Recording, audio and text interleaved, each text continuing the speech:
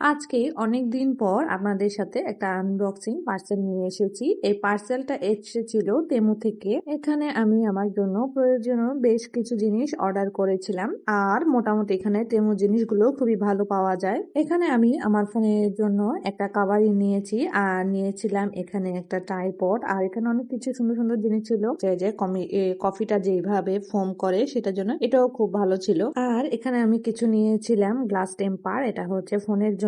আসলে এখানে এক্সট্রা করে এগুলো পাওয়া যায় খুবই কম, সবগুলাতে এখানে পাওয়া যায় না। আর আমার এই ফোনটার যে কভারটা ছিল এটা খুবই ভালো ছিল। এটা আসলে আমার যেহেতু বিভিন্ন ধরনের কার্ড প্রয়োজন হয়, সেজন্য আমি এমন একটা কভার চাচ্ছিলাম যেন একই ফোনের মধ্যে আমার এই কার্ডগুলো সংরক্ষণ করা যাবে, যেন আমাকে কার্ডগুলো আলাদা আলাদা নিয়ে ঘুরতে না হয়। তো দেখতেই পাচ্ছেন কার্ডগুলো খুব সুন্দর করে এখানে আমি এই কভারের মধ্যে হোল্ডিং করে রাখতে পারছি, যেন আমার কাছে এগুলো আর হারিয়ে যাবে না।